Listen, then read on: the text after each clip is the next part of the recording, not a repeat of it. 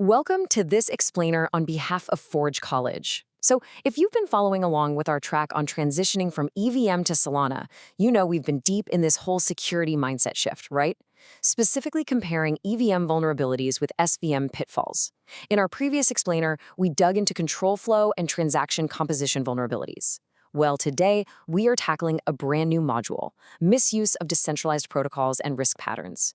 Or honestly, as I like to call it, what happens when your smart contract acts like a totally lazy bouncer and just blindly trusts fake IDs? It sounds kind of funny, but for your protocol's TVL, yeah, it's mostly just terrifying. All right, let's take a super quick look at our itinerary for today. We're going to cover welcome to the SVM, the danger of assumptions, fake IDs, and bad CPIs, the CPI ripple effect, fixing the vulnerabilities, and finally, your SVM audit checklist. Let's get right into it. Section 1. Welcome to the SVM and the massive architectural shift that comes with it. Okay, so picture this. In the EVM world, security is basically like this one massive, impenetrable vault. The system broadly knows exactly who you are based entirely on the sender's address. It's an implicit sender-based authority model. But over in the SVM, completely different story. The SVM is a bustling, chaotic airport. Every single program is its own terminal, and the passengers, which represent your accounts, bring their own luggage. The system doesn't just magically know who you are. You literally have to explicitly pass your accounts, your data, and your permissions through security for every single instruction. Moving right along to Section 2, the danger of assumptions, or, what happens when those gate agents get a little too lazy. So, when that airport security breaks down, we get what's called an assumption mismatch. This simply means you're relying on properties of an account, a caller, or an execution order that the SVM runtime absolutely does not guarantee. Think of an assumption mismatch like your program assuming a passenger is totally safe just because they walked through the airport's front sliding doors. The SVM runtime will happily let an account walk right up to your program's desk. It is 100% up to you to verify if they're actually a pilot or just some random guy wearing a stolen hat. And that brings us to a really dangerous subtype of this mismatch, which is authority propagation. Imagine handing a passenger a VIP all-access badge to the next terminal without ever once checking their passport. Mechanically, this happens when you receive a signer-flagged account and you just blindly pass it forward to another program without actually confirming its true ownership or what it's even allowed to do in the first place.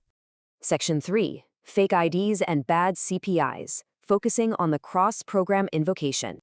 I gotta tell you, who actually checked the ID is a question I constantly have to ask developers as an exasperated security auditor looking at their instruction handlers because of how cross-program invocations, or CPIs, work. Program A thinks Program B checked the ID, Program B completely assumes Program A handled it, and meanwhile, the attacker is just waltzing right through the front doors wearing a ridiculously fake mustache. It happens way more often than you'd think. So, mechanically speaking, there are 3 fatal flaws that cause this. You see, signers on Solana are literally just Boolean flags on account metadata. They aren't cryptographic access control lists embedded right into the instruction. So, if you miss explicit owner checks, if you ignore those as signer flags, or if you make broad assumptions about the transaction's control flow, well, you're practically handing full authority to an attacker. You're just waving those fake IDs right through security. All right, Section 4. The CPI ripple effect, and risk amplification. Now, what's really fascinating and terrifying about this is how when programs mix missing owner checks with heavy CPI layering, you get this massive risk amplification. A single unchecked account becomes a pivot point to breach multiple programs. For example, a signer propagation error, that leads straight to unintended token transfers by the wrong actor. A missing owner check, that leads to account hijacking via what we call mimic accounts, which is where the attacker hands you an account that looks exactly right, but actually they secretly own it. And a control flow assumption, that means reordered instructions can completely bypass your security logic. It's a complete domino effect. Section 5. Fixing vulnerabilities with actual code-level fixes. Let's walk through a classic vulnerable flow. Developers will often build a CPI instruction and blindly pass the signer account forward, basically assuming the runtime is going to enforce high-level invariance. Let me be clear, it absolutely will not. They'll extract the accounts, assume the signer owns the state, completely fail to check the metadata flags, and then just call invoke signed. If you do this, you're essentially acting as a blindfolded baggage handler, tossing suitcases onto a plane without ever checking the tags.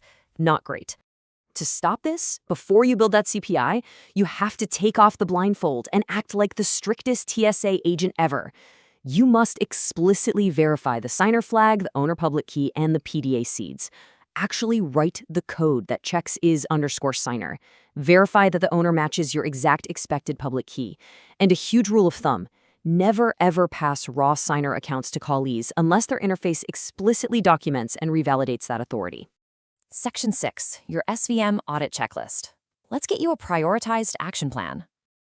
I want you to map your program's interfaces using these 3 critical steps to make sure authority never crosses trusted boundaries without a strict revalidation.